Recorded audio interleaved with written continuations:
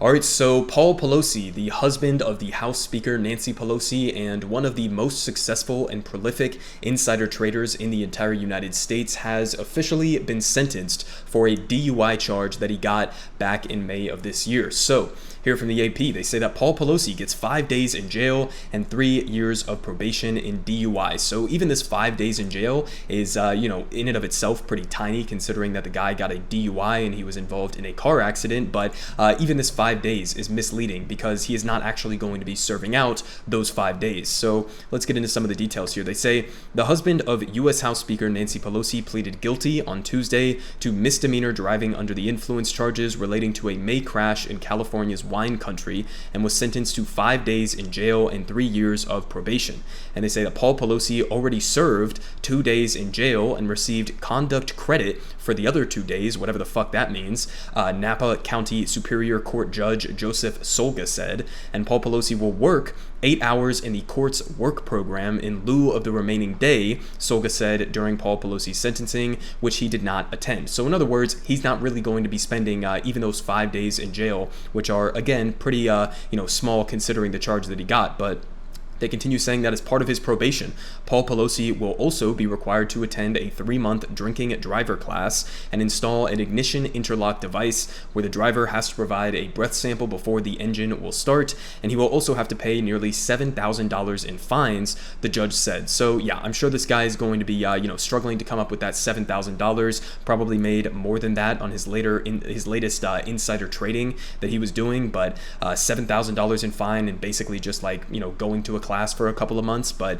they say that Paul Pelosi was arrested following a May 28th crash in Napa County north of San Francisco after a DUI test showed that he had a blood alcohol content of 0.028% or 82%. And they say that the California Highway Patrol officer who was responding to the scene reported that Pelosi was unsteady on his feet. His speech was slurred and he had a strong odor of an alcoholic beverage. So dude was just drunk out of his mind. And they say that Pelosi offered the officers his driver's license along with a $11.99 foundation card when asked for identification, the complaint says, and the $11.99 foundation supports California Highway Patrol employees and their families. So not only was he pulled over and getting a breathalyzer where he was coming up over the legal limit, but he then proceeded to not only hand the officer his ID, but also to hand him his $11.99 foundation card to indicate, hey, listen, man, I'm a wealthy person who gives support to the police here in California. So basically just like a light bribe, which, wouldn't be the worst of crimes that he's committed. But basically the reason why I'm covering this story is because, again, we have a two-tiered justice system here in the United States, okay? If you are extremely wealthy, if you are well-connected in the political sense, then you are going to get off easy relative to other Americans who are rotting behind jails for far lesser offenses. And, this comes on top of the fact that this guy, Paul Pelosi, never mind being in jail for a DUI charge or anything. I could give a shit about that. But this is a guy who should be rotting away behind bars for the rest of his life just based off the insider trading scandals that this guy has been committing while his wife, Nancy Pelosi, has been dominating in the House of Representatives for decades in this country. Okay, so the idea that this guy is not a criminal, the idea that somebody who is openly engaging in insider trading on a regular basis, profiting off of insider information he's getting from his wife, the idea that this guy is not a criminal is just absolutely fucking ridiculous. But again, when it comes to the DUI,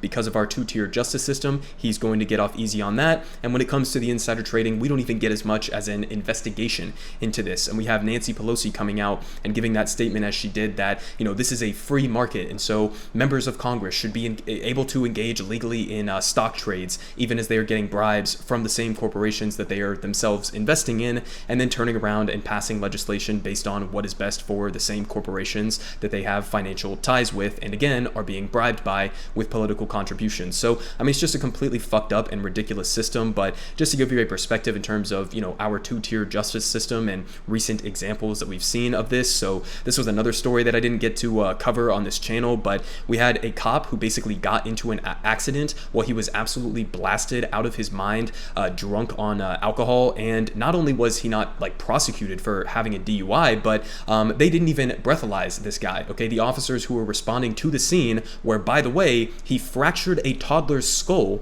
in this crash where he was in his big, pickup truck and he plowed into the back of some small family car, fracturing a toddler's skull. And they did not even breathalyze this guy. Apparently they breathalyzed the dad who was in the other car that this guy hit, okay? But they didn't breathalyze this guy, not to mention, giving him actual criminal sentencing for the criminality that he was just involved in this crash. But again, if you're a police officer, if you're well connected, then you're going to get a lot of that institutional support from the government. If you happen to be an average American citizen, if you happen to be poor, if you happen to be a minority in this country, well, you're facing a completely different justice system that looks absolutely nothing like what the Paul Pelosi's of this country get to experience. So just another story here on that.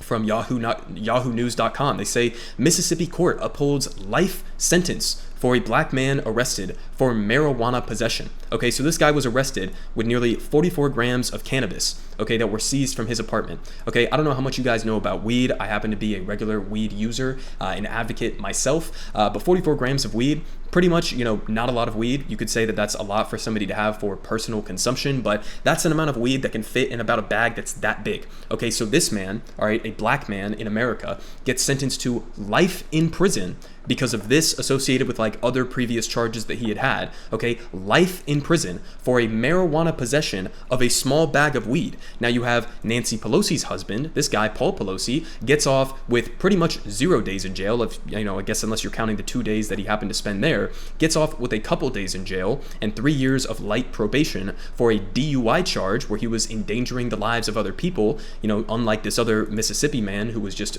having weed on him at any given time.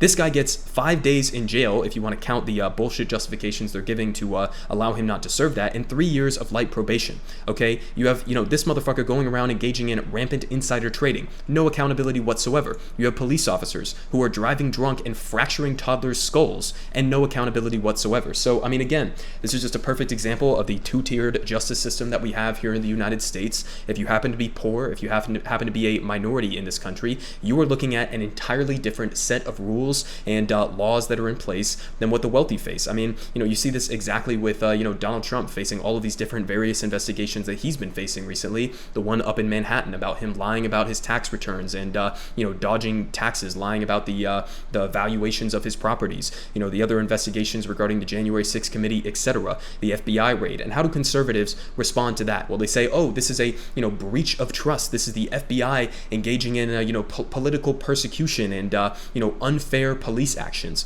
right? Unfair, criminal investigations into one of the wealthiest and most corrupt people that exist in this country right now with Donald Trump. Okay, you look at how conservatives talk about, the January 6th defendants who have been facing, in some cases pretty harsh prison sentences because of their involvement in, trying to overthrow the U.S. government in a violent insurrection. But look at how conservatives talk about that. They, portray them as they're facing these completely brutal prison conditions. Meanwhile, we have people who are locked up in jail in life sentences, okay, for light marijuana possession. All right, well, the elites within society, Donald Trump still breathes fresh air. He still breathes the free man's air in this country. Okay, while criminals like Paul Pelosi still get to walk around, still get to go do their insider trading and face basically no accountability whatsoever. There is no actual equal justice in this country. You have two different systems, one that's for the wealthy and one that is for disproportionately minorities and the working class.